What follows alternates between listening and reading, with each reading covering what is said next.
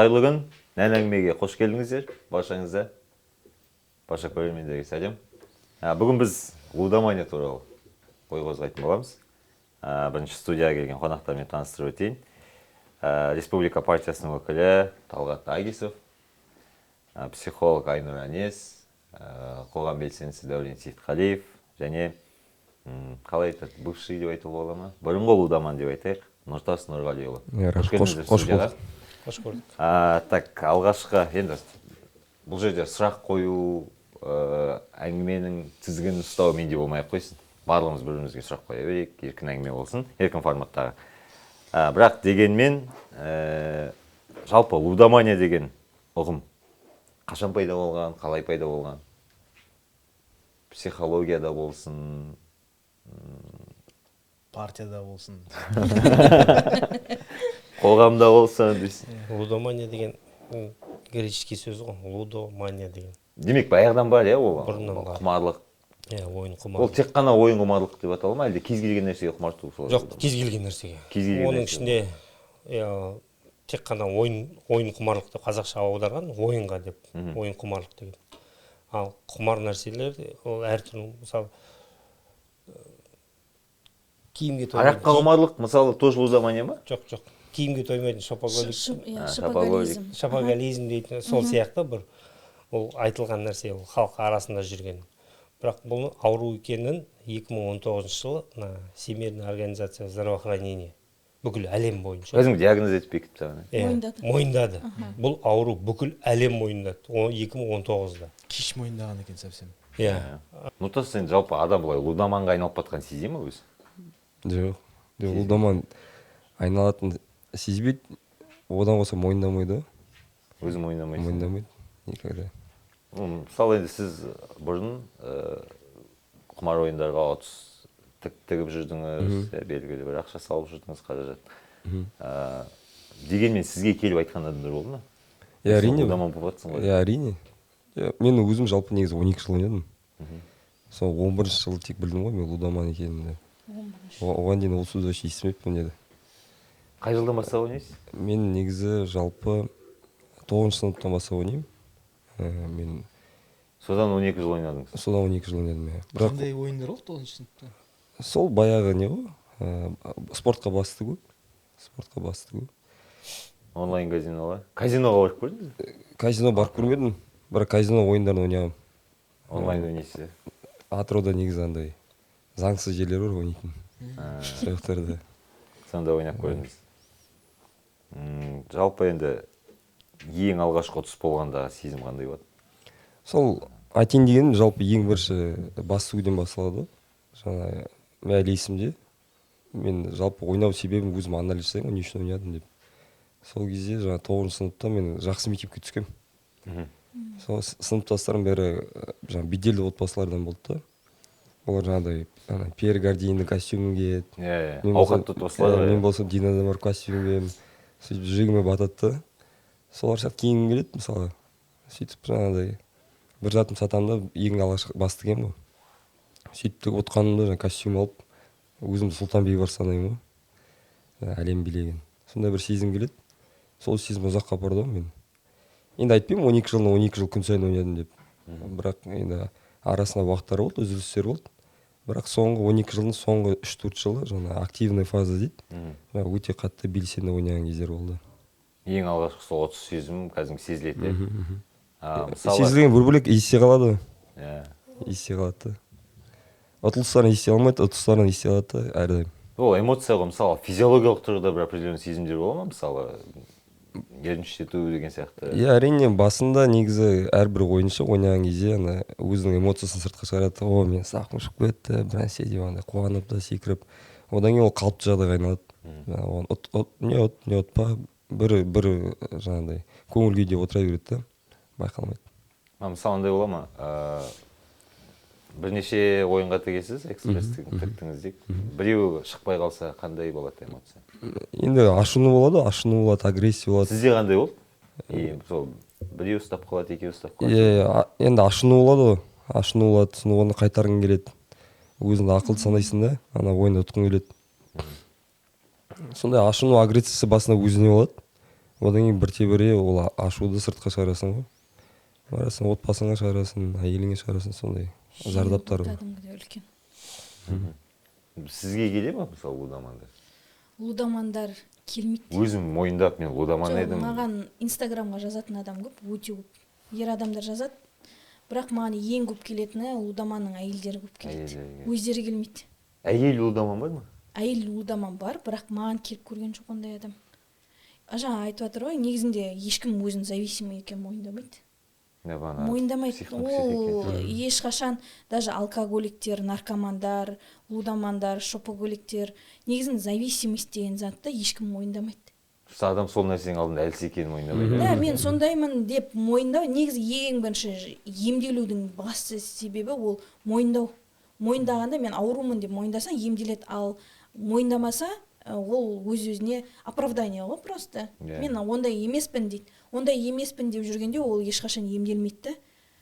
Адамдардың көбі жазады маған, мен осындай ақша жіберіп қойдым, осылай деп инстаграмға, дайректке жазады да, өте көп ер адамдарда, бірақ келмейді. Мен айтамын, жақсы, келіңіз, сөйлесейік, көрейік, не жасауға болады, қандай көмек жасауға болады, не істеуге болады деп айтып жатам. Сосын мен барам, ертең ақша жинап алайын. Енді ол ақша жиналмай ма, ода әңгіме ода емес қой, просто. Сосын айтам, көп жағдайда мысалы ер адам әйел адамға бару өте қиын да. Әйел адамға барып, әйел адам ер адамға психолог ретінде бара беру оңай да. Сол себепті мен көп жағдайда айтамын, мысалы бізде осындай жаңа өмір, жаңа өмір деген не бар. Мен осы жақында таныстым ортастармен, сол уақытта айтам, сол кісілерге барып көріңіз, ер адамдар, көп ер адамдар мүмкін сізге көмектесер деген жағдайда да. Негізінде жазады, бірақ келмейді. Мен айтып қоса кетейін да, мына мойындау туралы да. Мен жалпы әрбір жерде айтам, мен лудоманмын деп мақтанбаймын да. Ол мақтанатын нәрсе емес негізі.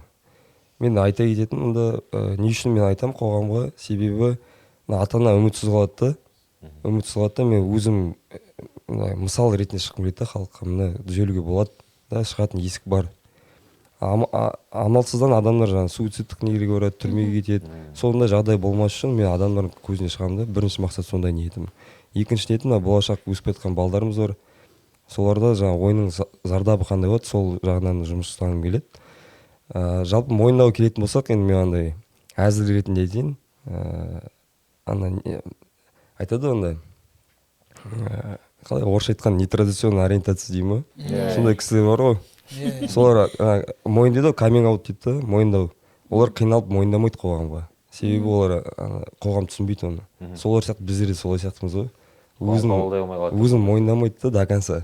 Түсініп қоғам түсінбейді да оны. Үйдегілер давление береді, емделуге апармайды, ол жүреді жаңағыдай өз-өзін сеп. Жалпы солай мойындау келгенде. Емделетін оның жерлері бар ма жалпы? Әрине емделетін жерлер бар. Бізде Қазақстанда жалпы былай тек Алматы, Астанада негізі мамандар бар. Бірақ бір 90% бір орыстар мен украинецтер. Көп өкінішке орай көп жағдайда ата-ана шаршап кетеді баладан. Емдегісі келеді барып. Емдеген кезде жаңағыдай уже ана бала бүкіл ұтылғанда, оған ата-анасы не жалко да, квартирасын сатып жіберіп, ақшасын емдеуге беруге не жалко. Соны специалистер пайдаланады да, айтып жүреді, 10 миллион тұрады бір айға деп, 5 миллион тұрады деп. Ата-ана амал жоқ береді да. Сізге қандай зардап тиеді сол? Сіз зардап тиеді дедіңіз ғой жаңа? Енді определенно зардап тиеді ғой жаңа, отбасынан ажырасып кету мүмкін, көлігін сатады, үйін сатады деген сияқты жұмыстан шығып кетеді. Сізде қандай случай бар? Менде қандай зардап болды? Енді көп жағдайда егер ойыншылар көріп отырса, көбісі ақша туралы айтады да, мен ақша жоғалттым деп. Мәселе ақшада емес, ақша орны толады, қайтарылады. Мәселе ең бірінші ол уақытта, уақыт кетіп қалды. Екіншіден енді менің өзімнің неме тәжірибемде мен әйелім ажырасуға берді. Әйелім ажырасуға кетті. Менде өзімде 2 рет суицидтік не болды, попытка болды, өмірден қоштасуға. Одан бөлек енді ата-ананың сенімі ғой, ата-ананың сенімі кетті. Достарым алдарына авторитет дейді, абырой кетті. Қоғам арасында өз-өзін жоғалтасың ғой, қысқаша айтқанда.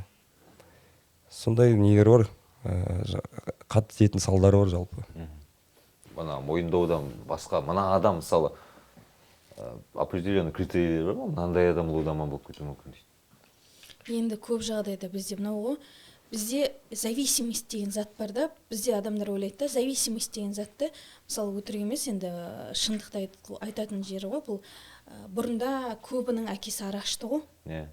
Ол зависимость қой, біздерде не қылдайды, ешкім білмейді, кімнің үйінде арақ ішетін әке бар, тиран әке бар, оны білмейді да. Зависимость деген зат бізде өтірік айтпай ақ қойды, 90% сондай бар да. Енді ол зависимость емделген жоқ қой бізде, ол зависимость емделген жоқ та. Енді ол зависимость емделмегеннен кейін оның бәрі алып кететін адамдары бар ғой. Қазір қоғамда арақ ішетін адам аз. Бір зависимость кетті да, орнына екінші зависимость пайда болды ғой бізде. Мысалы, мынандай жағдай. Менің өзімнің практикамда әйелдер келді, күйеулері зависимость, жаңағы лудоманияның кесірінен суицид жасап өлген адамдар келді. Менің қызым дейді, түсінбейді дейді да, әкесінің өлгенін біледі, мен сөйтіп сарайдан түсіріп алғанымды көрді дейді. Қызы 8 жастағы. Сол түсінбейді дейді да, мама, сонда өмірге біз не үшін келдік деген сұрақ қойылады дейді да. Енді сонда мен неге сонда мен өмір түсірмеуім керекпін ба деген зат келеді да. Мен сонда не үшін келдім? Негізінде енді балаға бұл жерде көрсетілетін зат жаңағы әке шешенің көрсететіні, бұл өмірді қалай түсіру керек екенін көрсетеді ғой, қалай өмір сүру керек, не жасау керек, қалай істеу керек, тәрбие береді деген сияқты. Ал өмірдің мәні кеткеннен кейін бала ешқандай өмірге бір сүйіспеншілікпен тағы да бірдеме, сондай жоқ уақытта адам барады да қайта зависимостьке кіреді ғой. Ол баланы келесі зависимостьке дайындап жатыр да. Мынандай бір босап қалған нені толтыру керек, иә? Толтыру, іштегі пустота ғой енді, бос орын толтыру. Бұрын алкоголизмнен лудоманияға көштік, лудоманиядан енді не келе жатыр, оны білмейміз. Дәурен, мысалы, мына жерде қоса кетейін, жаңа лудоманды алыстан тану мүмкін емес. Ол мүмкін емес. Яки, сіз лудоман болып кетесіз, сіз лудоман болмайсыз деп айта алмаймыз да? Ешқандай айта алмайды. Лудоманның қасында отырғанында өзін сезбей қаласыз. Неге десең, бірінші алкоголик пен наркоманды алыстан танисыз. Жүріс-тұрысынан, сөзінен, киімінен сіз оған әр түрде айта аласыз. Ал лудоман сіздің қасыңызда отырып ойнай береді. Телефонмен. Жұмыстасыңыз, көршіңіз. Күйеуін білмейді. Ана «Одержимый» деген кинода бір актер айтады ғой, өзінің барлық живой примерлері ғой. Лудоман — это хорошо одетый бомж дейді. Ол далаға қонып жүр, иә. Ол баратын жері жоқ, ол айналасын бәрін отырғызып тастаған. Бірақ сықып киініп алып, сізбен күшті болып сөйлесіп отырады. Бірақ сіздің қалай ақша алып кеткенін өзіңіз түсінбей қаласыз да. Сізді қарызға отырғызып. Бізде бар ондайлар. Аферистер. Республика партиясы ғой айналысып жүрген лудоман. Қалада көп па лудоман? Көп, өте көп. Атырауда көп қой. Андай жас айырмашылығын шығара ала ма, мысалы? 60-тан кеткендер ойнамайды, там 25-45. Өкінішке орай үлкен кісілер де бар. Кәдімгі былай айтқанда, бір жалпақ тілмен айтқанда шалдар бар. Ата болып отқан адамдар. Ата болып отқан. Вахтыда жасайтындар көп дейсің. Сосын, вахтыда жасайтындар, сосын өкінішке орай қазір біздерге жазып жүр, алдында бір рет келді, әйел адамдар бар. 2 баласы бар, 3 баласы бар. Өкінішке орай сондай статистикалар бар. Мысалы, лудоманияда бір кезең бар ма, мысалы? Бірінші өз ақшаңа ойнайсың, кейін қарызға ойнайсың, кейін үйдегі заттар сата бастайсың деген сияқты. Кезең сезіне ала ма адам? Иә, әрине кезеңдер бар. Енді басында адам қызық үшін ойнайды ғой. Қызық үшін ойнайды. Қызық үшін адам ұзақ ойнауы мүмкін. Кейбір жігіттер танимын, 5-6 жыл ойнайтын. Қызық үшін ойнайды. Бір күні оларда момент болады. Сол кішкентай ақшадан үлкен ақша, жаңа өміріне әсер ететін ақшаны ұтады да. Сол кезде жаңа крючокқа ілінеді. Үлкен выигрышқа дейін ол ойнауы мүмкін. Біз ана ойын ойнайтын адамдар бәрі лудоман деп печать қоя алмаймыз бәріне. Ол қателік. Себебі ол былай ғой, мысалы мен жолдасыммен мысалы айына бір рет мысалы вино ішемін мысалға. Сіз маған айтпайсыз, сен алқашсың деп. Сол сияқты ойын ойнайтын адамдар бәріне ауыстыра алмаймыз. Сен лудоман деп олай емес. Мәселе мұнда кезеңдер болады, адам бірінші қызығушылық ойнайды, одан кейін барып жаңағы сол жақтан ақша табам деген ниеттен бастап крутой поворот болады өмірінде. Ақша табудан басталады, содан кейін орталық кезеңде тұрады, немесе былай артқа кетеді, немесе алға қарай жүретін. Алға қарай жүрсе, келесі кезең ол проблемалық ойын. Үйдегілермен айқай-шу, қарыз, солай сияқты проблемалық ойынға түседі. Проблемалық ойыннан кейін барып лудоманға айналады. мен сіздерге айтайын лудоман жалпы кім екенін да. Жаңағы алкоголизм деген мәселе көтерілді, сол алкоголизм мәселесін көтерейін. Мысалы маскүнем адамда выбор болады да, мысалы қажеттілік тамақ ішу керек, обязательно обед ішу керек, немесе арақ ішу керек. Егер ол арақты таңдаса, оны алқаш деп айта аласыз шынапсан. И лудомандар дәл солай. Немесе тамақ тұрады да, на кону, да, немесе ойын тұрады. Ойын таңдаса, онда болды лудоман да. Көп мысал бар ғой, мысалы, қарызға біреуге ақша алады да, мысалы біреудің қарызын беру емесе үйдегілер кредитін төле деп беріп жіберген ақшаны ойынға салып жүрген жігіттер. Ол біздің кезімізде де болды, анау нелер болды ғой. Автоматтар болды ғой. Сол бойынша айтайыншы да, тоже ой. 50 теңге, 100 теңге салады, цветтің ақшасын бірдеме салып сол жүрген балалар бар. Бір кездері оны біздер лохотрон деп айтатын. Лохотрон ғой. Лохотрон деп айтатын болды, қандай вишня, арбуз, бочка соғасын, мектеп оқимыз ол кезде. Сол біз 7-8 оқитын кезде, 6-7 оқитын кезде. Жалпы мына ойын құмарлықпен ең көбіне ер балалар бастайды да, қызығушылықты. Қыз балалардан қарағанда көбірек ер балаларда. Сосын бізде кішкене ана двордағы понятие дейтін болды, дворда ағалар дейтін болды ғой енді. Кішкене құттай шет жағасын көрдік қой солардың. Сол бір күні бір лохотрон ойнап отырмын ғой. Бір жерде. Ол кезде ақша тауып жүріп, бір жағынан не істейміз? Билейсің. Билейміз, тиын да бар. Соны алып саламыз, қызық көреміз. Сөйтіп ойнап жатыр, сосын шақырып алды мені. Мындай деп. Сосын деп не істесем? Сен лоқсың ба дейді да. Айтамын, жоқ дедім. Сен лоқсың ба дейді. Мен айтамын, мен жоқ, олай емеспін десем. Сен не ойнап жатсың дейді да. Мен лохотрон ойнап жатырмын. Значит, сен лоқсың дейді да. Сонда ол маған не істеді кішкене қалай енді ұрысқандай болады ғой енді ұрысқанда. Бірақ ол маған бір жағынан бағыт айтып кетті да. Сен мынаны ойнасаң, сен всю жизнь лох болып қаласың деген сөз. Сондай не істеді, қазір мен ойын аяқтайын. Сосын одан кейін барып жаңағы лудомания ойындар, ставка тігу, оның бәрі мен үшін оның бәрі ассоциациясының бәрі лохотрон болып қалды. Даже ана не знаю, бірдеңеге бинго, бірдеңеге салат розыгрыш, бірдеңе дейді, оның бәрі соның ішіне кіреді, менде жаңағы жеңіл ақшаның бәрі лохотрон сен үшін. Ана браттың айтып отқаны есіктің алдында тұрып пояснение деп аталады ғой. То есть или сен дұрыс не істейсің, или сен дворда жүре алмайсың. То есть ол тоже маңызды болды да. Дворда нормально жүрдейтін нормально. Ортада жүрсең, дворда жүрсең нормально. Онда сен қабылдайды любой ортада. А если сен сол дворда саған слух шығып кетсе, что сен лох екенің туралы, сені ешкім қабылдамайды да. Не то, что өзіне басқа дворларда қабылдамайды. Осындай ұғым қалыптастыру қой жалпы қоғамда. Енді осындай вариантпен бізді бағыттады. Қазір енді білмеймін. Қазір ондай просто понятие жоқ. Жоқ, понятие жоқ емес, просто сіздер байқамай қалдыңыздар, лохотрон аты ауысып кетті қазір. По идее лохотрон ғой. По идее лохотронға аты ауысып кетті просто да. Ол жерде ол ағалық не ғой енді інісіне. Мысалы мен логикасын түсінбеймін да. Ана шарик дейді бірдеме салады ғой мысалы жігіттер. Цифр айтады, мен білуімше цифр айтады олар. И ол цифрды компьютерға забивать етесің сен. Мысалы там нұртас осындай цифрлар айтты деп компьютерға забивать етесің. И компьютер саған сол цифрлар шығарып береді. Логика жоқ қой жерде, сен түсініпсің ғой, уже алданып тұрған түсініпсің ғой обречен екенін. Сіз физикалық нені картина көріпсіз ғой. Вообще биохимиялық процесс бар организмде. Не ма?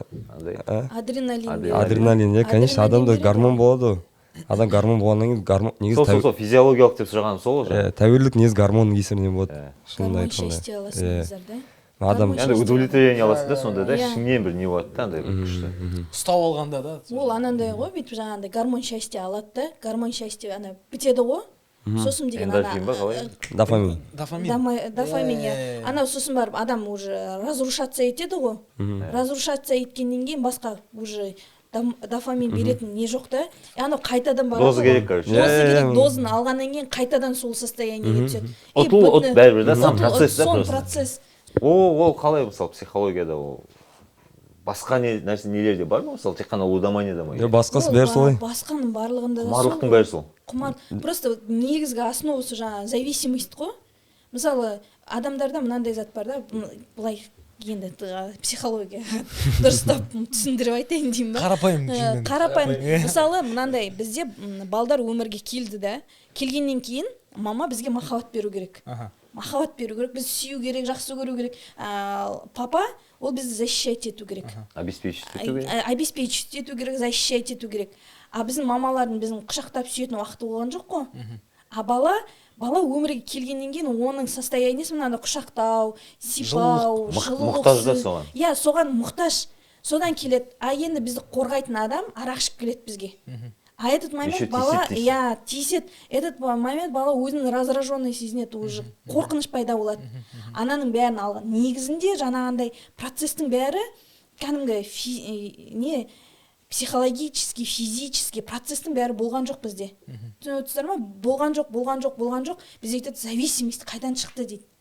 Ананың бәрі болған жоқ қой, ананың бәрі болмады. Мысалы, сен су ішпей келесінде бір жерден су көріп қалдың. Жаңа дофамин кайфын алудың көріп қалдың ана жерден. Барасында соған кіресің. Сен осыған дейін ананың бәрі тоқ болғанда, дофаминнің бәрі жаңа алатынды алғаннан кейін күнделікті су ішіп жүрсең, күнделікті су ішіп жүрсең, ол құдыққа барып батып кетпейсің негізінде. Шындығына келгенде ананың бәрін алып жүргенде балаға ол зат керек емес та. Ол бана гормон болып тұр ғой, жылулық, сезім, внимание, соның бәрі керек та. Мен онда қоса кетейін да. Сіз основной айтыңызшы, қоса бермеңізші. Темаңыз ғой бұл. Біздер қосылайық. Айтып кетейін. Жаңа балалық махаббат деп отыр, бәрін келісемін да, бірақ мен өзімнің пікірімді айтайын. Жалпы адам болып қалыптасуға 3 фактор әсер етеді негізі. Мысалы, отбасы бірінші, екіншісі ортасы, үшіншісі мұғалім. Енді мына қанша дегенмен махаббат береді, мысалы, семьядан береді. Мен жақында болған ситуация айтайын, мен дос болған бар, інісі 9 оқиды екен. Сол 9 оқиды, інісін барып сұраймын ғой, класста кім бірінші атаман деймін ғой. Сол кезде бізде атаман жоқ дейді. Не болды десем, бізде бір крутой бала бар дейді. Класстасым. Кім бала ол анам? Айтады да, ол ставка ойнайды екен. Ақшасы толып тұр қалтасында дейді да. Ана пример алады, түсініп тұрсыздар ма? Ана мектептен уже ана бала пример. Ортасы ғой. Ортасы түсініп тұрса, уже ана махаббат бәрі қалды. Түсініп тұрса, уже ана орта ана подражать етеді. Солай мен всегда айтамын, жұқпалы ауру, жұқпалы. Андай не коронавирус сияқты түсініп тұрса, одан жұқпаса, мысалы коллегаларға барады, 2 коллега тұрады, бізде игроктар қатты мақтанады. Мен 500 теңге мындай шығарып алдым алдында. Анадан ана шығарып. Ана жұғат адамға түсініп тұрса, анасын қалай шығарып алдым, анда үйретші деп солай сөйтіп кетеді. Өкінішке орай. Негізі жауапкершілік алу керек қой. Мысалы, балдарға 18 жасқа дейін ата-ана жауапкершілік алу керек. 18-ден кейін балаға жауапкершілікті беріп, уже 12 жастан асқаннан кейін балаға жауапкершілікті беріп үйренту керек. 18 жасқа дейін. Барлық затта жауапкершілік деген зат бар. Қанша жерден мысалы бізде жауапкершілікті бермейді балаларға. Өзім істеп тастаймын, сен жатай тұр, мен ұйықтай тұрайын, сен істей алмайсың. Сен базарға барып, даже шындығын айтайық, кейбір келіндер, жігіттер үйлеріне ет алуды, мысалы жасы 40-қа келсе де білмейді, енесі алып келеді, үйге ат алып келеді деген сияқты ғой. Сеніп қалған. Сонда жауапкершілікті, негізі жауапкершілік болғанда адамда, мен жауапкершілігім бар деп тұрғанда, мен қай жаққа бара жатырмын, не үшін бара жатырмын, мен не заттан бұл жерде бас тартам деген заттарға жауапкершілік алғанда көзімен қарап бастайды. Біріншісінде жаңағындай Нұртастың айтқандай, күшті, круто дейді. Бірақ жауапкершілігім болса, мен артқа шегінем. Сізде жауапкершілік болған жоқ болсан да? Қалай деген сәт. 12 жыл емсадыңыз. Мұнда не ғой, жауапкершілік емес, ана не? Жауапкершілік дұрыс. Мен жалпы кіріп кеткенім, көп ойыншылар ең бірінші қойған бәсікені ұтыс. Сол ұтыстан кейін басталады бәрі. Крупный сумма ұтыстан кейін басталады. Мен дос балдарым бар, ең бірінші бәсікені ұтылыс, олар вообще жолаған жоқ. Дұрысы. Ең бірінші бәсте ұтыста болса. Ең бірінші бәсте ұтыса, вероятность. Бана дофамин туралы қосып өтейінші. Біздер бір кездер трамадол, синтетикалық наркотикке қарсы бір неседік қой. Қарсы күресіп, әріңге дейін күресеміз ғой. Сонда сол банаға айтқан сезім, ол қуаныш сезімі, рахат сезімі дейміз. Предвкушение ғой, ол дейтін любой затқа жаңағы эмоциясының мысалы шкаласы болатын болса, соның бір 10 деген максимум болатын болса, максимум сол под кайфом бана неден наркотикте тұрғанда ол сол сезімді ощущать ете алады. То есть патологына дейін барады. И потом обычный без кайфа тұрып соны көрсе, ол вообще оны сезбейді. То есть ода бір не кетіп қалады, жаңа айтып отырған дофамин. реальный дофамин бар ғой айтып отырған реальный қуаныш мысалы сіз айтып отырсыз жаңағыдай баласына деген қуанышы баласына деген жылулығы оның бір біріне деген сезімі оның бәрі сол дофамин ғой негізі ол простой заттар кәдімгі үлкен кісілер бізде мына негізі үлкендерде бар сондай жылулық бар әлі сезіледі сондай да андай кеңшілік бір айналайын деген сияқты да сондай бір сөздер жылы сөздер бағанағы айтып отқан лудоманияда да ода да значит сол дофаминні қуанышпен да басқа нәрсеге өйтіп қуанбайды үйінде бір күшті жаңалық болып жатса да мысалы жаңағы айтып отқан бала туып жатса да я не знаю тағы бірдеңе болып жатса да оған выигрыш важнее оның счетынан ақша болмаса то есть иә выигрыштағыдай қуанбайды да сам процесс қой айта беріңіз мына жерде жаңа сіз айтып отырсыз мысалы мынандай затты көрсетпейміз да біздер көп жағдайда негатив көрсетеді үйде ой жалмауыз бірдеме бүйтіп қойды анау бүйтіп қойды мынау сөйтіп қойды жаңағы айқай шу ғой енді шындығын айтайық сосын барып мысалы өмірге бала келіп жатырғанда бізде бүйтіп вау қазір ғой енді бала келсе бәрі қуанышпен сөйтіп көрсетіп жатады да иә шарик жаза сондай істейді мысалы сондай основной күшті жаттар бар ол өмірде сондай заттарды көбірек көрсетсе адам соған бейімделеді да сондай дофамин сол уақытта алады біздерде не қиын болып жатқан заттарды көбірек көрсетеді мысалы үйде бірдеме болып жатыр ма соны егер үйде көбірек махаббат беріліп жатса көбірек жаңа бала туылғанда мысалы құттай біреу бала бес алып келсе де бүгін біздің үйдің баласы бес алып келді да бүгін сол үшін торт жейміз деген сияқты затты көрсететін болса ол мотивация да болады бірақ екінші жағы құттай затты үлкен бізде не ғой негізі позитивті біз должны ретінде қабылдаймыз да ол болу керек нәрсе сияқты бала мектепке барғанда бес алып келді да қазір 10 ба неше ғой үздік баға алып келді да бала мысалы мектепте біреудің там білмеймін көйлегін жыртады бірдеңе болса оны біз негативті үлкен қылып бүкіл ағайынға айтып шығамыз қонаққа келген адам бәріне айтып тастаймыз айқай шу болады сондай да ол айқай шумен шешіледі да жаңағы бәрі айтады ол үлкен зат кішкентай жаңағы бір өлеңде айтады сонда мысалы лудоманияның позитивный жағын көрсету керекпіз да лудоманияның емес вообще мені үлкейту сіз темадан кетіп қалған сияқтысыз бізде мысалы орталықта нұртас тимур деген тағы да үшінші адам бар үшеуміз нұртас пен тимур игрокпен жұмыс жасайды жаңағы игрок дейміз ойынқұмар анонимный игроки бәрін жинайды диагнозы бар адаммен жұмыс жасайды иә бір адаммен жұмыс жасайды да қосымша қасында тәуелділес яғни орысша айтқанда созависимый солмен де жұмыс жасайды созависимый дейтін қандай мысалы созависимый дейтін маған жаны ашитын мен мысалы игрок болсам менің әйелім мен кредитін жауап беріп жүрген әкем шешем ағам інім қарызға ақша беріп жүрген досың да қасында жоқ жандай жаны ашып жүрген ол созависимый жаңа айтып отқан үйдегі адам үйде сол нормально игрок енді қойып келе жатырғанда мысалы енді түсінді бір екі рет кредиттен ұтылып қалды кредитке кіріп кетті не істеп жатырады ғой кесеге столды бұрып салады сен кесірінен біздер кредитті әлі төлеп отырмық дегенде мынау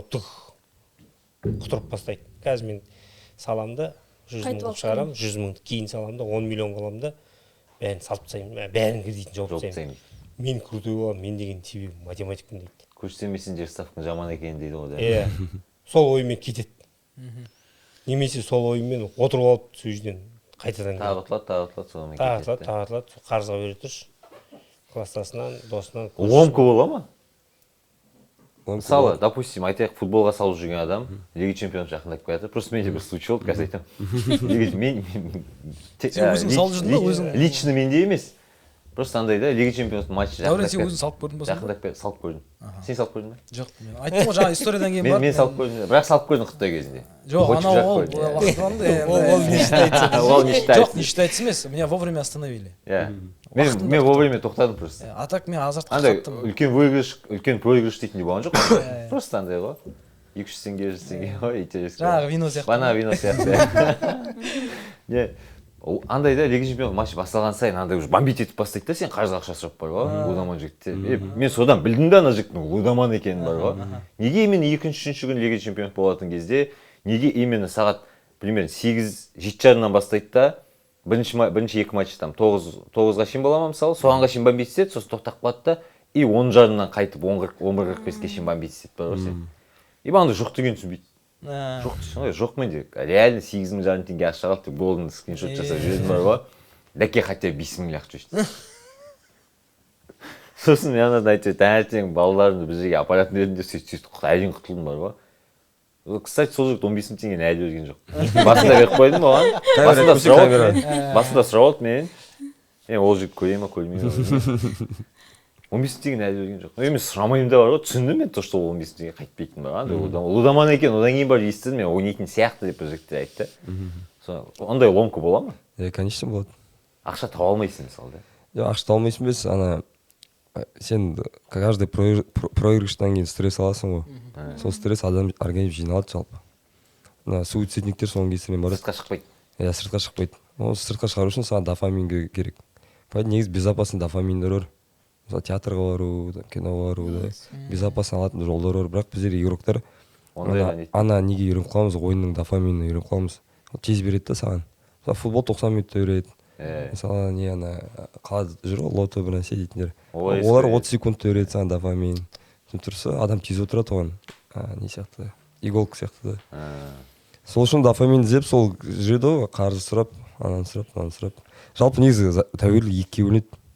Химический тәуелділік, не химический деп екіге бөлінеді. Сен мысалы лудомандар олар эмоциональный. Не химический жаңа алкоголизм мен наркомания ғой. Просто мұнда бір опасность бар, біз негізі ұқсамаймыз бір-бірімізге. Бізді бәріміз бір қатарға қояды негізі. Бірақ вообще бөлек адамдармыз. Мысалы маскүнемді алайық та. Маскүнем ол реальный жизньнан қашады нереальностьқа. Под воздействием, да? Кетіп қалады да, болды өзінің несімен жүреді. Біздерде ондай жоқ. Біздер соның қатарына қосады, бірақ біздер реальный өмірдегі проблеманы, мысалы қарыз бар ма, реальный өмірдегі проблеманы нереальный виртуальныйдан алып мына жаққа жіберуіміз керек. Біз мына жаққа кетіп қалмаймыз. Түсіндіре алдым ба? Біз кішкене жақсылауымыз. Мына жақта ақша бар екен, виртуальный деп отырсың ғой. Сол жақта ақшаны мынамен жауамын деп. Иә, виртуальныйда біз мысалы маскүнем, мына жақта реальностьтан нереальностьқа кетіп қалады. Өзінің әлеміне кетіп қалады. Сол жаққа бара береді. Иә, бара береді, кетіп қалады. А біздер мына реальный проблеманы өмірдегі мына жақтан ақшаны алып, мына жаққа қарай жұмсауымыз керек, түсініп тұрсыз. Біздер жоқ, ана жаққа кетіп қалу керек. Тұрсыз. Сол диссонанс бар бізде. Сосын бізде тағы бір айырмашылық. Бірақ мына жақтағы проблема ол өздеріңіздің қолдарыңызбен жасап алған. Иә. Бірақ бізде айырмашылық жаңағыдай. Мысалы маскүнем мен нашақор бізге қарағанда ақылды негізі. Оларда андай жоқ, мысалы маскүнем қатарынан 10 бутылка арақ іше алмайды. Не үшін іше алмайды? Потому что ол қорқатып өлетін. Чувство самосохранения бар адамда. Дұрыс. Инстинкт бар. Ол игроктарда жоқ ондай. Игроктар қойып 10 миллион беріп қойыңыз да, артынан бандиттер тұрады, оны алады да салып жүреді. Оны барып өлтіріп тастайды.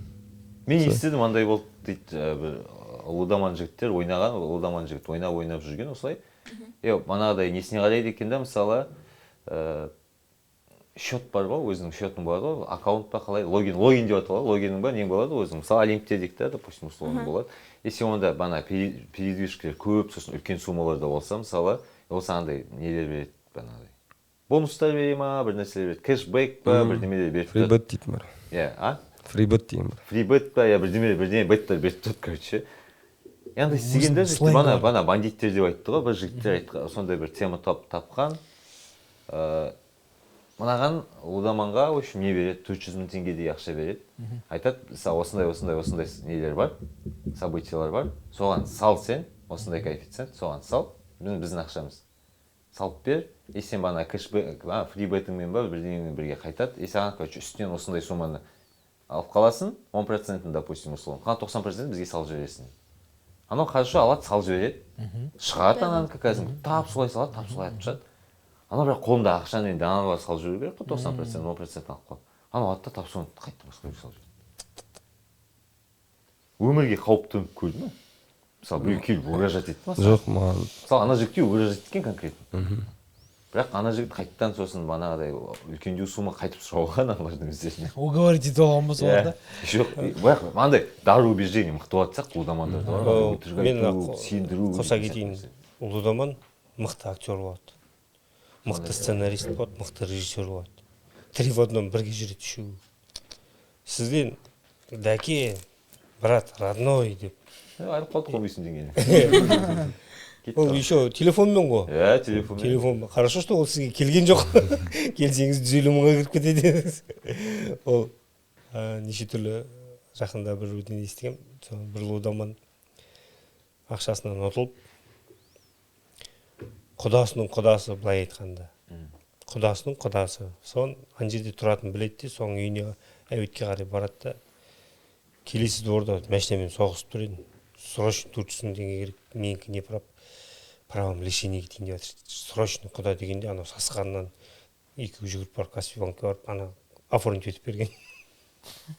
Құдасын лақтырып кетті дейсіз. Құдасының құдасы. Құдасы ғой. Срочно тек сізге өтіп бадыр еді, тек сіз есіме түсіп ана көріп тек құда выручай дегенде. Логикалар күшті жұмыс жасайтын болып тұр ғой. IQ деген айқайлап тұрады. IQ-ға. Мысалы, адам бір нәрсеге мұқтаж болса бар По ғой. идее, соны айтып Қолдану керек, ол затты. Бір нәрсеге мұқтаж, қатты мұқтаж болып, сол нәрсеге кәдімгі ломка болып тұрса бар ғой. Андай көп не сылтау себеп қалай не ойлап табатын сияқты ғой менің ойымша. Енді тақалған кезде сол бар ғой ғой. жаңағыдай. Жалпы мақсат туралы айтып отырық қой. Қатты мақсатқа жеткісі келетін адам, жететін адам, төйтке баратын адам ғой негізі. Барасың ғой, қалай болса да барасың. Сондай бір уровеньдағы мақсаттар болып тұр ғой олар. Бізде қазір орталықта 25 бала бар, иә? 25. Сіздерге келіп жүрген ба? Иә, бізге келіп жүрген. Соған анализ жасаймын, постоянно сұраймын, жеке отырғанда. КТЛ бітірген 70%, НИШ бітірген, лицей бітірген, Сүлеймен Демирәлді оқып отырған. Обеспеченный семьяны шыққан балдар ғой. Обеспеченный редко келетіндер, иә, бірақ основном 70% білімді балдар.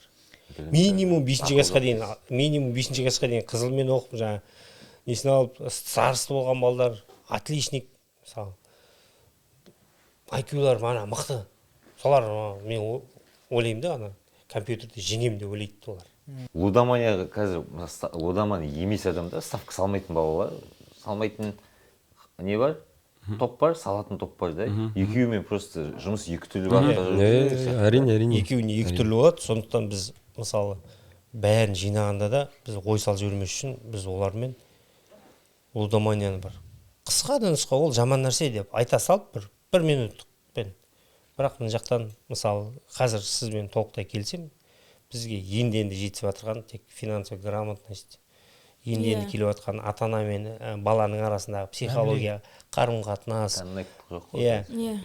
Біздер экологияға енді көңіл бөліп жатыр. Европа, Америка бұдан асып кеткенде, бұл лудоманияны бұлар өткізіп тастаған өзінен. Өткен процесс болып тұр ғой. Олардан өтіп кетті да. Енді олар уже... Оларда бар, бірақ дәл біздікіне қорқынышты не емес қой, айтып кетейін де. Бар ғой. Ол жақта да проблема, негізі бүкіл әлемде проблема. 7 жыл теңгеде жұмыс істедім. Американец бар, бразилец бар. Бәріме осы талқыладым да осы проблеманы. Бәрінде проблема негізі. Разница мында. Мысалы, Англияда ана жылы бір жігіт асылып болған екен. Ставканың кесірінен. Ана BBC News, табіресе News. Соның бәрі шулады ғой.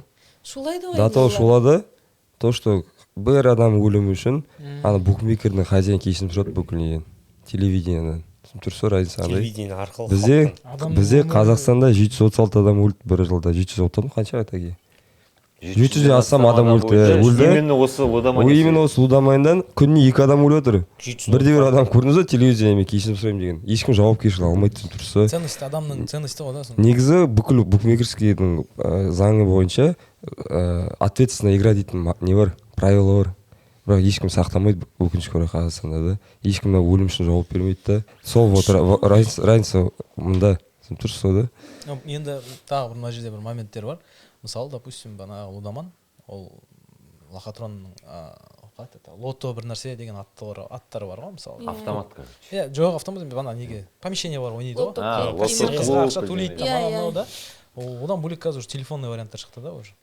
Барлығы гаджет жоқ емес. Олар телефонмен отырып алып, мысалы, любой точка қай жерде отырса да, жатса да, сол жерден интернет болса болды ғой. Интернет болса, қолында телефон болса, кірді ойнай салады. Здесь біз, например, қазір үйтіп қарайтын болсақ, негізі көп бағана айтып отқан Қазақстанда адамның несі Вовлеченность па? ценности деп отырық қой, адамның ценности өліп қалып жатқанда ешкім мән бермейді. Ол айналадан қарау керек, сөздің ашы керек. Біз, например, қазір інілеріміз бар, ағаларымыз бар, достарымыз бар, бәрінде де бір кішкене болса да, біреу болмаса біреу ауырады сол немен. И біз оны білеміз. Например, мен білемін айналамда кімдер бар екен. Дәурен мырза, бұл қоса кетейін, иә, 736 адам 22 жыл официальный статистика бойынша 736 адам чисто лудомандар. Жалпы суицид жасаған 3600-дің үстінде, иә. Соның 736 күніне 2 адам деген, былай қарасаңыз, бұл официальный статистика. Неофициально. Неофициальный қанша? Иә. Қаншасы ата-анасы жасырып отыр, қаншасын келіншектері жасырып отыр. Иә, сол бірінші белгісі уже білгенде көреді ғой оның өтірік алдап жүргенін. Иә, салды ма, ол уже ауру екенін мойындау керек, қасында. Жүрші мен сені. А вот, например, сол уақытта, қазір, может, біреулер қарар да, эфирді да, қаяққа жолға алады, олар не істей алады, қандай бірінші қадамдарын жасай алады, сол туралы, мне кажется, кішкене ақпарат болған жақсы сияқты. Атырауда жаңа өмір. Қазір мысалы Инстаграм парақшасы бар да. Инстаграм парақшасы бар, жаңа өмір. Қазір мысалы Иә. неден любой нәрсе қазір ютубта тұр ғой. Бізде Сен іздеген нәрсең любойын табасың. Мен Мысалы, айтқым келіп отқаны, лудомания қауіпті емес дейтін тақырыпта мына Мен материал айтқым бар. келіп отқаны, олар өйтіп іздемейді ғой. Мен айтқым келіп отқаны, қасындағы адам, мысалы сіз мына жерде біздің случаемызда сізде болған оқиға ғой енді. Сіздің айналаңыз байқады ғой, мысалы айтып отқан ата-анаңыз, достарыңыз бәрі байқады. Олар байқаған бойда не істеу керек? Я мен соны айтқым келіп отыр да. Қандай олар жаңа айтып отқан дабыл қағу керек. не істеу керек? Дабыл Дабыл қағу керек. Сол ғой жасырады бізде. Да, Қаяққа дабыл ашып өтейік, давай. Біріншісі негізі мына жақын туысы өзі осы тақырыпты негізі зерттеген жақсы. Зерттеп, мысалы мен анам бүкіл Атырауда бүкіл психологтан айналып шықты. Наркодиспансерден болса, бүкіл частный болсын, не. Ол ізденді. Балам қалай шығаруға болады. Сол сияқты мен де айтарым, мына қасына жолдастары не болса, іздену керек. Ізденгеннен кейін ол адамға түсіндіру керек. То, что мынау ауру екенін, психологиялық ауру. Психологиялық ауру екенін түсіндіру керек. Ол адам бір күн болсын мойындайды, бір күн ұтылады ғой.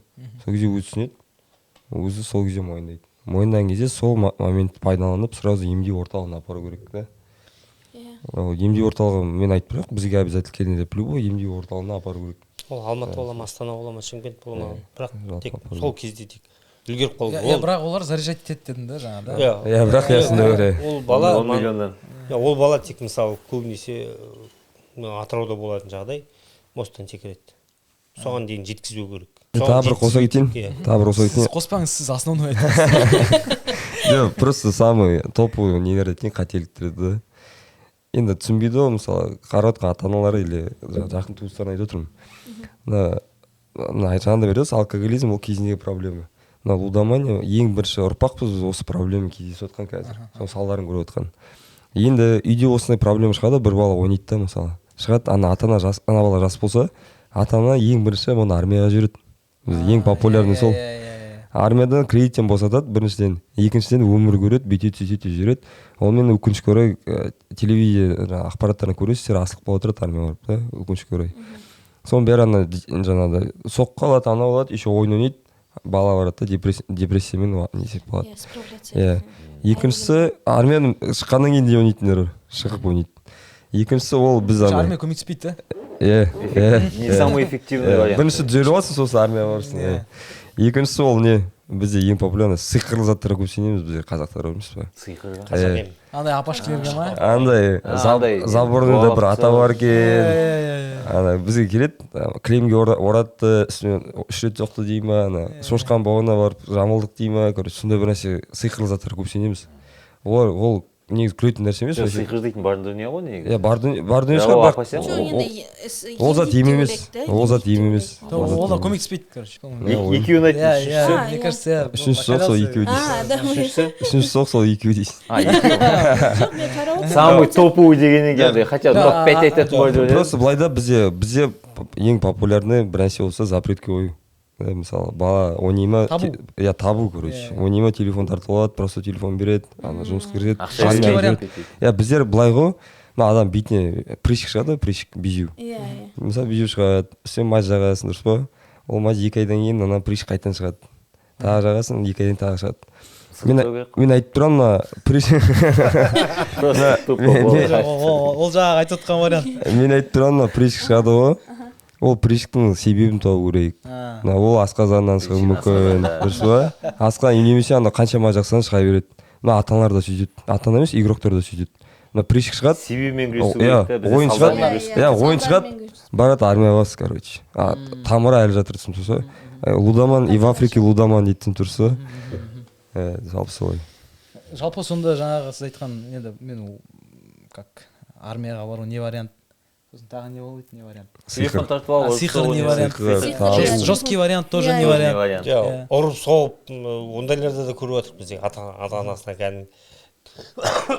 Ол да өтпейді да. Сет жоқ жерге қырға апарып тастасаң. Жоқ, Қой, ол деген. ременмен сабадым, ойбай, тек бір ай ойнаған жоқ, қайтадан ойнап кетті. Ол бір ай ойнаған жоқ емес, ол бала одан сол ременмен таяқ жегеннен кейін барып ойнады ол бала. Просто бір айдан кейін полиция қалды да. Солай сияқты мен ойымша бар. Айтпесе бір ай ойнамай жүріп қайта ойнап кетесің ғой. Қырға жібердім мал бағуға. Сояқта болды, келгеннен кейін қайта ойнап кетті. Ондайларды да естіп жатырмық. Әлі несін емін таппай просто Иә, мына жерінде отсрочить етіп тастады да просто. Дәурен мырза, мына жерінде тазалап бәрін. Мына жерінде болмайды, ол жаман екенін көрмей біздер бер жағынан манағыдай прыщиктің бетіне мажа. Келіспен болмайды емес. Біз вообще запретке қарсымыз. Жаңа өмір жалпы запретке қарсы. И күресуге қарсы лудоманиямен. Да? Қазір ашықтап түсіндірем. Орыстар мақалар запретный плод сладок деген. Да. Тұрса, бізге қазір запрет қойсақ, ол зат мәселе шешілмейді. Біз лудоманның біздің мақсат қандай? Мысалы, мен үшін ставка запрет емес. Мен спокойно любой неге кіре аламын, бар, лотоға кіре аламын, мысалы да. Маған запрет емес, маған қалай десеңіз, мысалы сізге балет қызық па сізге? Балет? Балет бірақ өмір сүріп отыр өзінің өмірін. Бірақ сізге қызық емес. Опера точно қызық емес. Опера мысалы да, маған да дәл солай қызық емес. Мен де түсінбеймін, просто. Маған да солай опера сияқты қызық емес. Ставка бар, ол өз өмірін сүріп отыр. Біз андай қазір заң қабылдайық, жаңа депутаттармен келістік та, заң қабылдайық, бүйтейік, сөйтейік дейді да. Ол мысалы былай ғой, мысалы Құлсары мен Атырау тас жолында машинадан букмекерден де көп адам өліп отыр тас жолда. Бірақ адам айтпайды ешкімге, давай машина запрет қойып кеттік. Айтпайсыздар ғой. Дұрыс па, ол букмекер ешкім басына пистолет тақап ойнатқызбайды адамды. Дұрыс па? Адам скорость қатты болса слишком. 60 тұра ма, жүзсек шемен жүреді, түсініп тұрса, адам өзі кінәлі. Түсінсек, жауапкершілік адам өзі. Жалпы жолды да кеңейту керек негізі. Мен Құлсарым трассасын ойлаймын. Тем более деші. Бұл жерде кімнің айтып содан жоқ аяқтатсаңыз сөзіңізді. айтыңыз. Сол айтамын, жалпы неге запрет, нелерге жаңағыдай. Бірден кінәні бірден көреміз да, букмекерден көреміз да кінәні. Негізі кінәлі ол емес қой. Категорически жоқ емес, просто адамды емдеу керек. Бізде андай не жоқ, мақсат жоқ. Қазақстан 0 адам ойнайды дейді, мақсат жоқ, ол нереально. Ол пайғамбар кезінде кетір ол зат. Түсінсіз, ол просто азайту. Количествосын азайту біздің мақсат сол. Былай айтып жүргенде негізі любой әлеуметтік проблемалардың негізі сол идеология жетіспеушілігінен ғой. Идеология, түріктер мысалы бір тудың астына ту шығарсам бәрі қалып кетіп жиналып қалады, андай мықтыды, намыстар, рухтары. Не айтайын берем жаңа бір қосайын берем. Бос болу. Рухани бос. Бос болу. Кішкене ойланып ал. Ойланып алайын. Перекур дейтін жоқ па? Ойланып келсін. жоқ, мысалы бана айтты. Бақытырым бар еді, барып келу керек. Ставка не болады екен деші. Ставка не болады екен. Не ғой? Мен де өзім етейін. Ойбай бәрің. Жоқ. Ішіндегі жарнамалар. Иә. Мысалы, нетіп жатық та, мысалы, күресіп жатық деп айтады, банағыдай, мысалы, сіздер күресіп жатсыздар, біз бәріміз қарсымыз дейміз, әлеуметтік желіге жазамыз, өзіміздің ағайындарымызға айтамыз, балдарымызға, қыздарымызға түсіндіреміз, басқа. Бірақ көшеге шыққанда тұрады, мысалы, Олимпет, Фомбет, 1xbet. Да, вообще, футбольный ненің главный спонсоры кім? Как называется ол? Қалай аталады? Он называется Олимпет. Далада тұрғанда жыртып кетіп, жоқ, мысалы, оған көп мән бермеу мүмкін, ешкім. Жақсы, бір кино қарайын десең, ат шығады. 25-й кадр. Маркетингке называют ее 25-м кадром. Анау 25-й кадр емес, братан, анау дейтін бірінші экранға шығады. Пропаганда. Анадан құтылуға, хотя бы содан құтылуға болмай. Мен нормальный кино қарайын деп кірем, бірекейін, алдына ат шығады. Ойын кетіп қалып қойып тастасаң балконға. Қайталай береді. Мен ана двордағы братан әңгімесі есіме түсіп кете береді. Солай онда. жоқ, мысалы, просто адамда определенный иммунитет қалыптасқан адам болса, одан проблема емес та. даке былай да, біздің қасымызда бір семейный психолог бастады. Сол жаңа өмірмен. Сол оған дейін де мысалы лудомания не істейді?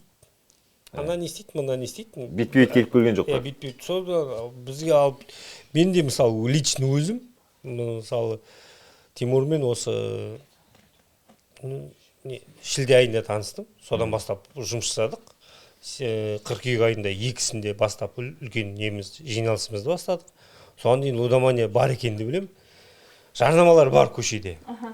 Аэропортта, вокзалда, центральный фокта бәрінде бар. Иә. Соның біреуіне де мән бермейтін едім мен өзім бар. Қазір бәрін санап жүрем. Кім қай жерде жүр, не істеп жүр. Өзі қатты не істеп кеттім да. Енді сол темадан кейін солай болады. Енді давай, есіне түсті. Все. Таке, сіз сақырып қойыңыз. Жалпы реклама деді ғой. Реклама мен ренжіп қалдым негізі. Екі адамға ренжіп қалдым. Аттарын айтып алмайсың. Біреу біздің неге ренжіп қалдым. Мына реклама мақсаты. Маған ренжіп жатқан ғой. Реклама мақсаты жалпы. Реклама неге айтты деп ренжіп жатырмын деп. Мына подкастын жауап тұрасың, мен айтқан сөзімнен кейін дейсің да. Еще кеспейсің. Мына рекламаның мақсаты адамның нормально деп қалыптасу. Нормально бұл зат қоғамда. Соның анаған назар аударту ғой, сол товарды өткізу. Жоқ, вообще қоғам нормально, букмекер тұр ма, нормально, университет бәрден нормальнысын қалыптастыру. Сол қалыптастырудың шегі осы евро болды, Қазақстанмен кім еді соңғы матч? Шегі мен үшін шегі сол болды. Ана стадионға біздің елбасымыз отыр. Сан-Марино елбасы отыр. Президент. Ана футболистерге бүйтіп қызыл крем жайып тастады, қандарға жаятын кремді бүйтіп үлкен букмекердің аты тұр да. Анау деген патолог қой. Түсір ма? Біз күресеміз. Оған көп ешкім мән бермей мүмкін, анау дейтін. Анау подсознание кіреді, подсознание. Адамда негізі сознание, подсознание дейтін бар. Психолог сознание нормально болса, подсознание шайып кетуі мүмкін. Подсознание шайып кетеді. Не айтайын пе, екінші ренжігенім, бұл лудомания бізде қате түсінеміз, тек ставка, лото, бір нәрсе деп. Мен жалпы лудомания үш қатарға бөлем. Жеңіл лудомания, орташа және ауыр лудомания. Жеңіліне, инстаграмда шығады ғой, 10 адам подписка жаса, гиф ойнатады. Сол өте қателік, идеология қателік. Бесплатно адам бір нәрсе алса, солған құмарлық дейді адам. Түсінсі, оны мен жақында, еще екіншісі ол не, фильм пирамида. Фильм пирамида көп бізде түсетіне гарантия отыр. Сол қоғам ауырады, түсінсі, лудомания қоғам ауырады. Үшіншісі ол ставка, жаңа казино соларда. Жеңілін жақында патологын көрдім, жақында бір тамада бар, атын айтпай қойында, бізде атырауда бір тамада бар. Инстаграмнан көрдім да, мен өтір айтпай қойым, прокуратура жазып жіберген дейді сен. Шын айтайын. Сол реклама жасап жүрді? Реклама жасап жүрген жоқ, идеология құртып отыр. Ұлттық, сіздер байқамайсыздар просто, ұлттық идеология құртып отыр. Сіздер балдарың соған ілініп қалады, мен де балам өсіп кетір, ілініп қалады сол жаққа. Ана тамада бетет, бір Лексусты ойнатамыз. Давайте каждый 2000 жіберіңдер дейді. 2000 жіберіңдер. И кім рандомно нені ойнатамыз, и 2000 жүргеннен кейін соны ұтасыңдар. Бір адам ұтып алады, бір адам прикиньте, 2000 теңге бересің, и Лексус ұтасың. Какая разница ставка, знаете, сенің разницаң қандай ставкадан? Лудомания тамыры осы да, жеңіл ақша түсіндірсе, жеңіл. Не бар ғой, такие кешірсі да. Мысалы, бәріне подписчик керек, любой адам, Риананың өзіне, әнші бар, Риана. Өзіне подписчик керек, ол тұрып, никогда гиф жасамайды ол. Ол қалыптасқан, олар менталитеттер басқа, ол өзінің ұлтын бұзбайды етіп тұрса. Мысалы, iPhone өйтіп істемейді. iPhone туралы Стив Джобс ба, кім бастығы айтпайды, давай подписчик жасаңдар. 100 iPhone бесплатно беріп, олар бере алады 100 iPhone бесплатно. Олар никогда өйтіп жасамайды, түсіндірсіздер ма? Біздер қоғам бұзылып жатыр жалпы. Қазақстан бізде просто түсінсіз, мынандай мәселе, мысалы, спрос рождает предложение ма? Значит, қоғамда спрос бар. Спрос бар. Спрос қайдан бар? Ол жеңіл нәрседен басталады, жеңіл ставка ол үлкендері. Жеңіл нәрседен бастау керек қой, жеңіл нәрсені жапсақ, үстіне қарай өсеміз, жайлап тұрсыздар ма? Біз сразу жоғарына жаусамыз. Тамыры әлі өмір сүріп отыр, тамыры. Мошенники деген сериал көрдіңіздер ма? Мен мысалы айтар едім да, парламентқа барып, бірінші мына блогерлерден бастаңдаршы, неден, соны запрет қойыңдаршы. Соларға әлдерін келетін жәрден. Гиф ойнату. Әртүрлі нелер ойнатады, розыгрыштар ойнатады, сөйтеді. Жеңіл ақшаға үйренген адам, жеңіл. Мысалы, Қайырымдықорда бар, бір ағамыз үшін көмір беріп келіпті, бір жылдар. Өзі көмірмен айналысады, көмір сатады, көмір беріп келген. Соған 20 жыл өтіпті, бір үйге әлі беріп келе жатыр екен. Сол 20 жыл өткенде 20-дағы баласы соғады дейді. аға бұл шеше қайда жүрсің мынау қар жауып отыр ғой деп түсінесіз ба? Обязан, ты мне обязан деп Иә. тұр ғой да. О, бала 18-ге келгеннен кейін жұмыс жасау, 16 жасынан бастап жұмыс жасап кете беруге болады. ағама негізі. манағы ағам айтады да қате менен кетті дейді. иә Мен көмір бермеуім керек еді. иә Мен Баланы жұмысқа алу керек еді. жоқ баланы мектепке оқып жатқанда уже ана КТЛ неше қазір неше түрлі курстар бар ғой, соларға бастап беріп білімге жұмсауым керек еді. Білімді болса ол өйтіп сұрамайтын еді. Бәрімізде сол мана білім мен тәрбиені бірінші дұрыстауымыз керек. Ең басты мақсат. Менің өзім ойым. Иждивенчество туралы айтып отырық қой да уже да. Просто мына жерден Примерно Ну да, известия иә. кетіп қалдық. иә. мына жерде просто бәрі ойлайды да, қазір 500 теңге салам. Любой лудоман, әрбір лудоман 100% гарантиямен айтайын, ұтылам деп бармайды. отам деп барады Ұтам деп барады. Ол уверен тұрады. 200% уверен тұрады. Қазір 500 салам, 10 мың қылып шығарам, 10 мыңды кейін салам, миллион қылып шығарам, миллион салам да, тек қана ертең кредит алып тастаймын. Так. Ол мысленно бар ғой. Ол 3 күннің ішінде машина алып, үйін алып сөйтіп жүреді ол. Мальдивда жүрді. Жоқ, сұраңыз Нұртастан. Ол любой Талай рет лудоман- барып келдік қой дейсіз. қалай екен жақсы Өте керемет. Тату андай болды да, андай болды, короче. Қазір ойлап отырсаң иба дейсің ғой. Маған срочно балама памперс алу керек болып отыр, тамақ алу керек, үйге срочно керек болып отыр. Сондай бір болады ғой, адамда бір қатты тиетін темалар бар ғой адамға. иә Сонымен айтты да, сосын мен кәдімгідей жаным ашып кетті андай бар ғой. Қазір хорошо дедім. Сен номеріңе жіберемін, жоқ, мен саған бір номер беремін, соған сен аудара ғой деді. Иә, солай Сосын маған да мен сөйтіп. сол номерді, не бар ғой, get контакт бар ғой, типа. Сондай бір приложение бар менде. Сосын сол номерді алдым, просто для прикола. Қара жіберейінші десем, Айка не деп тұр? Лото деп тұр, короче. Жоқ, список емес, Айка список емес. Айка лото деп тұр, короче. айкадан шықпайтын болдық қой Сонда лото деп тұр да. Сосын мен тұрдым да, ана соқтым қайтадан. Мынау дейтін, сен лохотронда жүрген сияқтысың ғой деп. Жоқ, братан, просто ол бұрын сонда жұмыс жасаған дейді да. Анау шығып кетіп тұр ғой сөйтіп ситуацияда. Магазинде тұрған адам ол, братан, қазір есі жоқ, хочешь, мен саған қазір деп фотоға түсіріп видеозвонок мен звондаймын магазиннен деп кәдімгі андай бар ғой. Мен андай жерде тоже жақсы деп көндім де беріп жібердім, бірақ сонда да ойладым, мен ялақан болса деп. По идее ол әлі берген жоқ маған соны. Бермейді. қарыз сұраймыз да эфирде. Мен бірақ қарыз деп есептеймін. Менде андай болды да, қызыма дәрі алу керек дейтін болды. Жоқ, Маған ақша түсті дейді да. Дәурен Таксовать мырза. еттім, маған ақша түсті, просто үйге тамақ алып тастадым дейді. Мен жұмыстан ақша бермей жатыр, тамақ алып тастадым, просто қызыма дәріге керек дейді. Менде қызым бар да, ауырып жатса берекетін ашады ғой. Давай деп лақтырып жібердім. Сен аптекке бар, дәрілеріңді қара, маған қанша екенін айт, мен аударып жіберемін дедім. Дәурен ол былай. Аударып жібердім сөйтіп. Бізде бір жігіт бар, сол до такой степени қарыз сұрай берген, сосын уже более острыйларына ана почкадан соғатын өтіріктер кіріскен да. 15 жасар қызбен жатып қойдым. Қазір мамасы келіп айқай шу шығарып, менторға келді. Срочно 500 мың керек. Менторым шешіп тастауым керек, одан басқа сұрап. Дегенде 120-шы статья. оны жауып тұр ғой уже дегенде анау ұшып келіп жүгіріп келіп 500 мың теңге қолына беріп кеткен да өзі. ол адамдікі де дұрыс емес қой негізінде Ал на самом деле жоқ, бұл бәрі өтірік. Ол ешқандай бармаған да ешкіммен де. жоқ енді барсын бармасын көмектесуге еріп тұр ғой сонда да Жоқ, ол білмейді ол. Мысалы, телефонмен жаны ашып айтты. Ол сонда өзі айтады да. жоқ ол жерде қылмысқа көмектесіп тұр ғой ол адам В этом случае просто досы ретінде. Иә. Жаның ашып алып қалдым, болды. Мына жерде топовый вариант. мына жерде ол айтады да, жаңағы Если что, пособие дейсің да. мамам ауырып жатыр еді, жаңағы гайге ұсталып қалып едім деген, дәріге ақша дегендер маған өзі дежурный өтіріктер дейді да ол. Ол дежурныйлар дейді да, ана патологтарын айтып жатыр. Мен сізге біреуін айтып отырмын да мына эфирде. Жарайды, біреуін айтсаң жарайды, Иә. анау деп ертең бәрі қалды. ондайлар. Короче, біреу Ондайлар келіп үйрен. саған дейтін айтса да ойлаймын, 15 жасар қызбен жатып қойып маған менталь развитие керек десе, сенбеу керек. Бағана тема басында айттық қой, то что бізде Атырауда, біздің өңірде Атырауда қанша 650-670 мың адамдай тұрады деп айтайық. 700-ге жуық, 650-ден астам дейік жақсы. Соның вақтыда қазір 40-50 мың адам жұмыс жасап отыр ғой енді, 40-50 мың. Оның көбісі ер адамдар. Ер адам мен ер адам 30 күн, қазір 15 күнде бірге болады.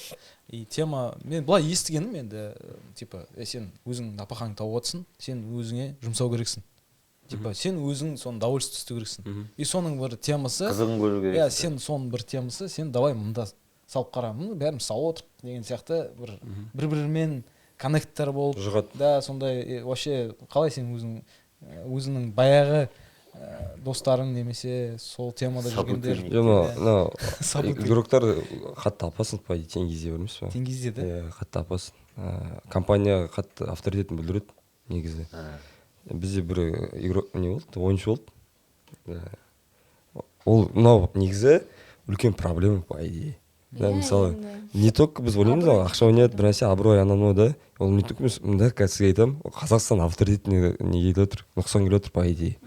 Ана жігіт 100 иностранец алдап кетті, 100 иностранец, ойлаңыз.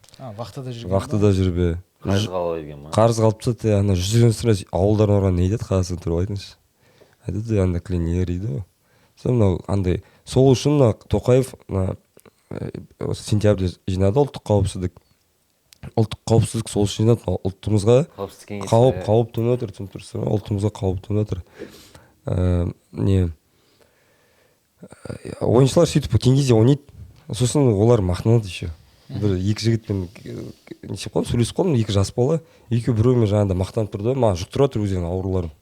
Айтады, мен 500 кеше былай шығарып алдым, мен екі сәт қойшы, мен кеше алдында бүйтіп шығарып алдым. Сосын мен араларына кірістім, 1 сағат әңгіме айттық. Мен жайлап басадым, мен қалай өттіңдер, қойшы қалай өттің анау деп жайлап шетінен бастап. Амфифамин одан сайын. Я шаролсы өз әңгімемді жайлап неседім ғой, айттым ғой. Сосын айтып болғаннан кейін ана екеуі салбырақ қалды да бастары.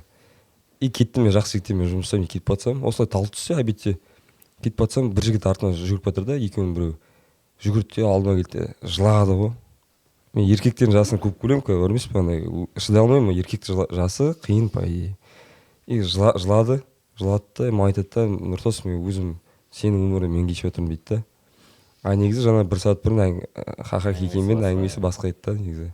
Сөйтіп көп адамдар тығылады осылай, маск тығып алады да, андай қалай.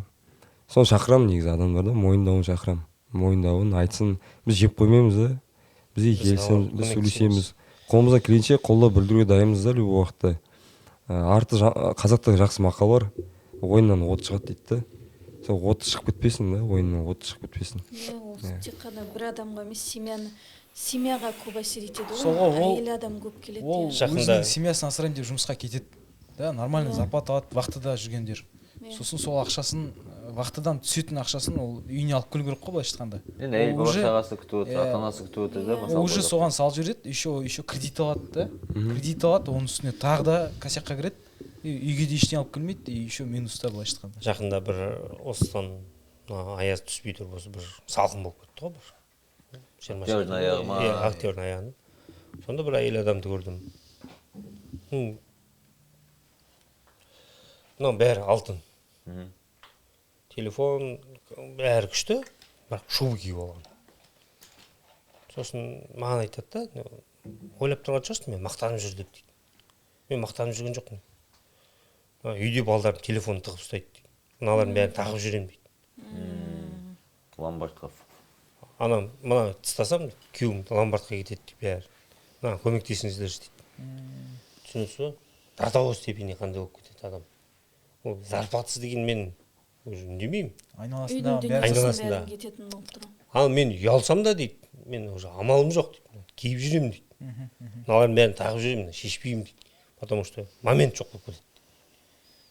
Бұл жерде де сол жаңағы айтып кететін зат. Тема ауырлап кетті.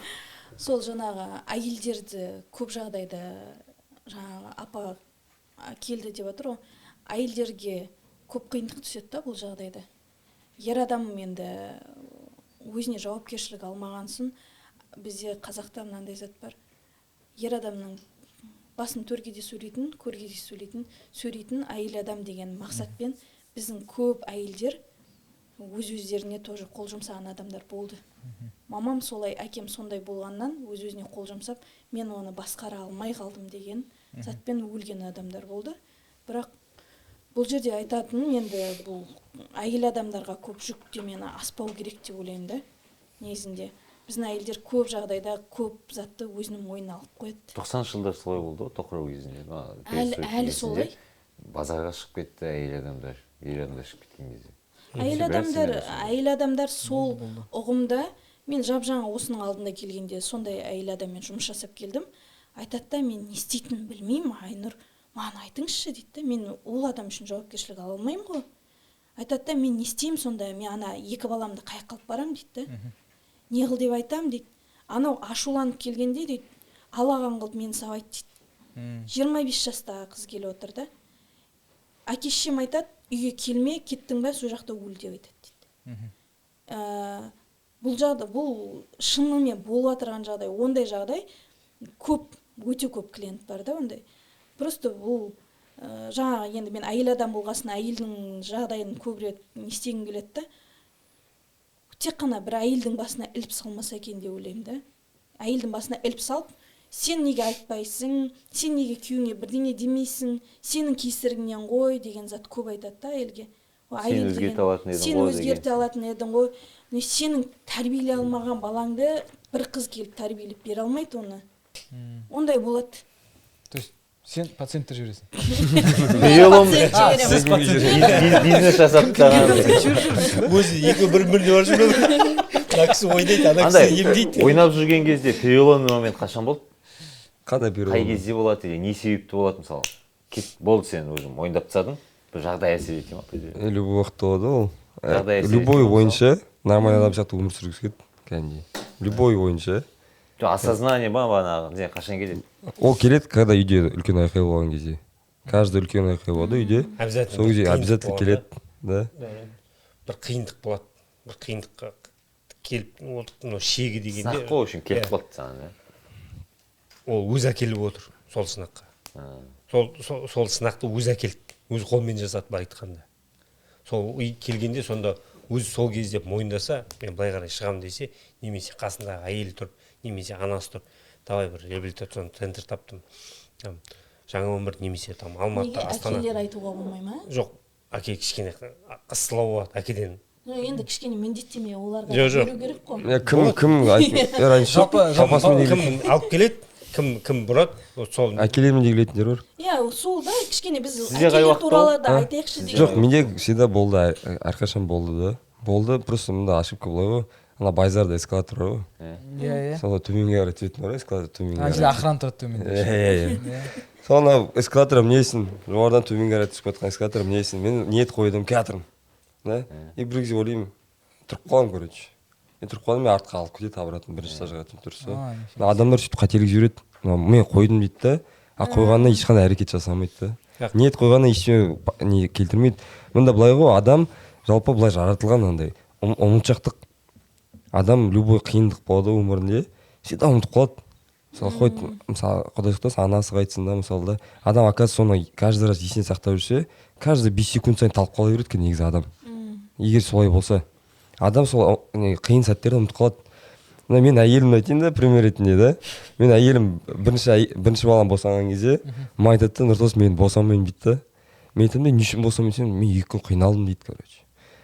Сосын 1 жылдан кетеді да, что там екіншісін қашан жасаймыз дейді. Тұрса адам сөйтіп жаратылған.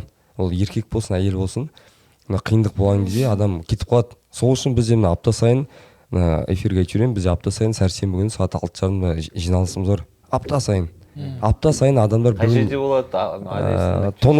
Тоныкөк арена, республика партиясы алып барды. Нұрсаяда. Екінші қабатында отырамыз. Сол біздің мақсатымыз группаның каждый апта жаңағы босанудың ауырлығын сезіну ғой. Тұрса түсінікті тілмен айтқанда. Дәурен, сосын әрбір адамда бір жанды жер болады. Әлсіздеу, жанды жер болады. Қатты бір қорқатын немесе қатты бір жақсы көретін нәрсесі болады. Иә. Мысалы, Нұртаста ол өзінің баласы. Оны семья кішкене не істеп тұрғанда, Шатат етіп тұрғанда, баласын сағынғанда соны тез есін жиып, әкесі мен шешесі сразу жүк алып кетіп тұр. Дәл сол сияқты әрбір адамда болады. Қасымыздағы 3-ші жігітте, Тимурда, ол анасы, ол жалғыз түйір анасы бар, болды. Сол анасы айтқан, болды, сен пределға жеттің деген. Сол кезде бар есін жиған. Оған дейін ол көмектесіп жүрген, жаңа құрттай ұрсады, жаңа қоя қой, балам, анау, мынау, тамағын жеп. кредиттерін жауып сөйтіп беріп жүреді, сосын уже түсінеді. Болды уже, кетті уже, пределға келді. Мамасы сонда айтады, сол кезде. Әрбір адамда бір ең бір больной. тоқтатушы күш болады. Тоқтатушы бір күш болады. Сол жерін тауып алады. Сосын мойындату, ары қарай уже жеңіл. Ары қарай сосын апта сайын жаңағы. Күн сайын емес енді, бір жұмысқа, вақтыға бізде де енді кетіп қалып отырған балдар бар, бірақ қайтып келеді. Жүйелі түрде жұмыс жасау керек болып тұр ғой. Діни тұрғыда айтқанда мысалы иман әлсіреп кетті дейді ғой, мешітке барып, бір жұмана барып, уағыз тыңдап, рахаттанып келеді ғой мысалы. Доза ғой ол да. Доза ғой мысалы, Меккеге барып келеді де, тек бәріне келіп Мекке жайлы айта береді, Алланы айтады, күшті болып келеді. Ал 2 жыл 3 жыл бармаса жайлап әлсірейді. Мешітке бармаса дәл сол сияқты біздерде де постоянно не беріп тұрған. Нен әңгіме болған сияқты. Мен жалпы тағы да Нен әңгіме болған сияқты. Екінші бөлім. біраз Айта. ана не лудомандар обычно лудомандар кредит бермейді ол уже. То есть ол Лудомандарға да? Лудомандар уже кредит төлей алмайды, постоянно черный списокке қалып қойғасын, анда-мында қалып қойғасын, уже оларға кредит бермейді. И олар не істейді? Тағы бір ана тез беретін кредит бар ғой. Микрозайм ба? Микрокредит, микрозайм. Вот қазір Қазақстан бойынша ең көп, наверное, тұрған сол микрозаймда, сол именно. Экосистема бәрі бір-біріне подвязан. Бір-біріне связан да. Но оның проценттері и ақшасы нереально. Ломбард, не бәрі. Кеше Сол туралы айтып өтсең. бүгін де көрдіңіз ғой ана неде? Шығып отыр Инстаграмда 3 желтоқсаннан бір 25 теңге. букмекерскийлер тонаған көрдіңіздер ғой? Иә. Сол вот Сол сондай заман жігіттер ғой. тоже 125 теңге. Ол қайда барады 125 теңгемен? Түсінемін, бір миллиондар алып кетсе. Қорытындылайық нән әңгімеміз. Эфир ұнады деп ойлаймын. Эфир ұнады. Рахмет шақырғандарыңызға. Мен көп сөйлеп қойған жоқпын ғой. Наоборот. Басты кейіпкерсіз ғой бұл жерде. Маған көкейімде жүрген нелерді айттым, проблемаларды. Мен қалып қойған жоқ қой бұл жерде. Мен айдынан айттым. Жоқ, бар әлі, просто оны басқа не телеканалдар айтамын. Эксклюзивно. Мені шақырыңдар деп қойсайшы, менде көп деп. Келесі андай тұрмыстық зорлық болды деп шақырып алған. Маған просто рахат болды да, мен келесі енді андай осы подкасттың ссылкасын жібере қоямын да адамдарға. Қайталап айта отырмын да. То мен каждый отбасы келеді, осы әңгімені айта беремін всегда. И мен де кішкене сөйлеу үшін оказывается күш керек екен да жалпы. Тілін қозғалады, ернін қозғалады, жағын қозғалады. Сол мен шаршадым сөйлеп. Шаршайды. Студияға. Бүгінгі нән әңгіменің алғашқы түсірілімі сәтті шықты деп ойлаймыз. Енді бағасын беретін өздеріңіз. Олай болса келесі эфирде кездескенше. Рахмет бәріңізге.